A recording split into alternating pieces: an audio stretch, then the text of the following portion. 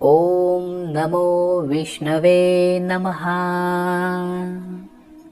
अर्थमूलम कार्यम अर्थात धन हेच प्रत्येक कार्याचं मूळ आहे. जीवन जगण्यासाठी, जीवन सुखी होण्यासाठी पैशांची नितांत आवश्यकता असते. परंतु कमी असणारा पगार, वाढत जाणारा खर्च, वाढती महागाई, डोक्यावर कर्जाचा डोंगर, आकस्मिक उद्भवणारे खर्च यामुळे संसारी मनुष्य व्यथित होतो. त्याच्या हातात पैसा टिकत नाही, पैसा वाढत नाही. अशा वेळी संसारी माणसानं एकादशी तिथीला भगवान श्रीहरी श्री विष्णूंची ही साधना, ही उपासना नक्की करून पाहायला हवी. कोणताही संसारी मनुष्य अगदी साध्या सोप्या पद्धतीनं ही साधना करू शकतो. या साधनेचं फळ इतकं प्रचंड आहे की ही साधना केल्यानंतर 7च दिवसात माता लक्ष्मीचा वरद हस्त त्या व्यक्तीवर आणि ती व्यक्ती ज्या वास्तूमध्ये राहते त्या वास्तूवरती दिसू लागतो. धनप्राप्तीचे वेगवेगळे स्रोत निर्माण होतात. वेगवेगळ्या मार्गांनी पैसा, धन त्या व्यक्तीकडे आणि त्या वास्तूकडे खेचलं जाऊ लागतं. घरात धन, वैभव, ऐश्वर्य निर्माण होऊ लागतं. ही साधना नक्की कशी करावी हे जाणून घेण्यापूर्वी लक्षात घ्या, 8 डिसेंबर आणि 9 डिसेंबर या दोन्ही दिवशी कार्तिक महिन्यातील कृष्ण पक्षातील एकादशी अर्थात उत्पत्ती एकादशी आलेली आहे. वर्षभरातील कोणत्याही एकादशीला तुम्ही हा उपाय करू शकता. कोणत्याही एकादशीला, एकादशी पासून प्रारंभ करून फक्त 7 दिवस ही उपासना करायची आहे, ही साधना करायची आहे आणि त्याचा जो रिझल्ट असणार आहे तो तुम्हाला वर्षभर आनंदी ठेवील, धन श्रीमंत बनवेल. तर 8 आणि 9 डिसेंबर 2023 शुक्रवार आणि शनिवारचा दिवस आहे. कार्तिक महिन्यातील कृष्ण पक्षातील उत्पत्ती किंवा उत्पन्ना या नावाची ही एकादशी आहे. तर कोणत्याही दिवसापासून 8 तारखेला करा किंवा 9 तारखेला करा, शुक्रवारी करा किंवा शनिवारी करा, कोणत्याही दिवसापासून या उपासनेची सुरुवात, या उपासनेस प्रारंभ आपल्याला करता येतो. आता उपासना नक्की कशी करावी हे जाणून घेण्यापूर्वी नम्र विनंती आहे, कृपया व्हिडिओला लाईक नक्की करा. तुम्ही व्हिडिओला लाईक केल्यानं आमचं आत्मबल वाढतं, प्रोत्साहन आम्हाला मिळतं की अशाच प्रकारचे शास्त्रोक्त, शास्त्रीय माहिती आपल्यापर्यंत आम्ही पोहोचवायला हवी.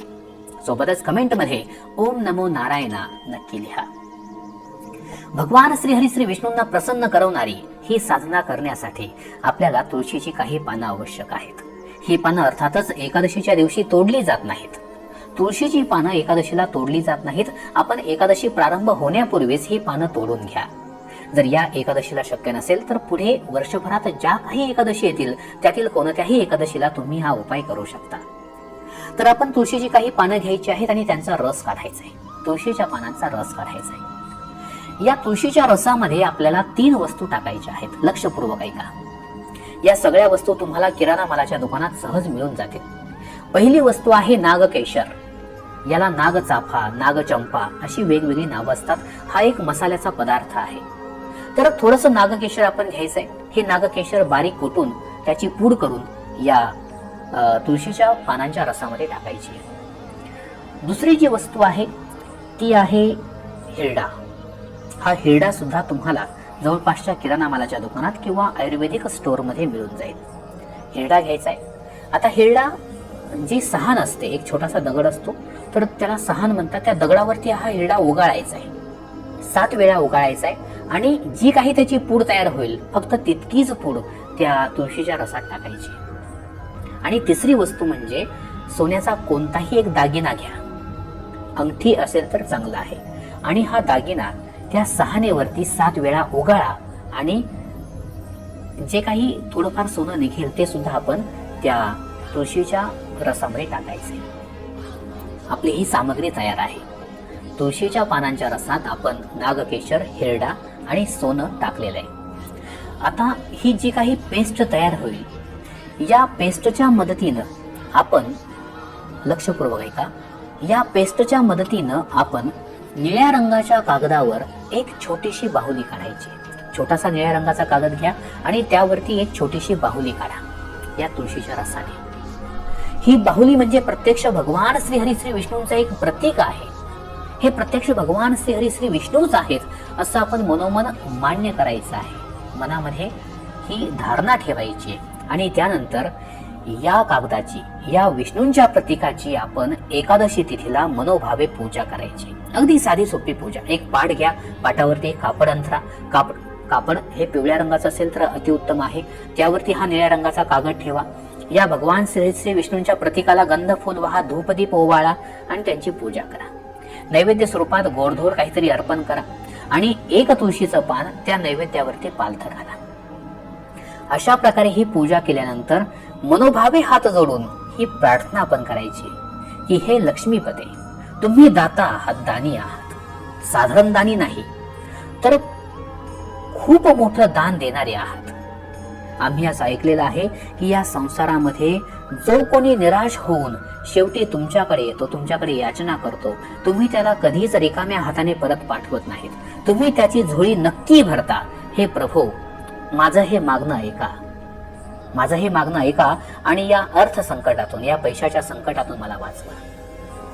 अशा प्रकारे हा खरं तर एक ऋग्वेदातला एक प्रभावी असा मंत्र आहे. त्याचं हे मराठी भाषांतर मी तुम्हाला सांगितलं. अशा प्रकारे ही प्रार्थना आपण करायची आहे. आणि त्यानंतर सर्वात महत्वाची गोष्ट, ओम नमो विष्णवे नमः, ओम नमो विष्णवे नमः या मंत्राचा मनोभावे 1000 वेळा आपण जप करायचा आहे. कृपया कमेंटमध्ये विचारू नका की मी 108 वेळा जप करू का, 5-10 मिनिटे करू का. 1000 वेळा आपण जप करायचा आहे. हा जप करण्यासाठी तुम्हाला साधारणपणे 1 ते 1.5 तासांचा कालावधी लागू शकतो. 1 ते 1.5 तास. 1000 वेळा ओम नमो विष्णवे नमः या महामंत्राचा आपण जप करायचा आहे. आणि त्यानंतर आरती वगैरे करून भगवान श्री विष्णूंना आपण पुन्हा एकदा तीच प्रार्थना करायची आहे. आणि या ठिकाणी ही आपली साधना संपते. हा साधनेचा पहिला दिवस.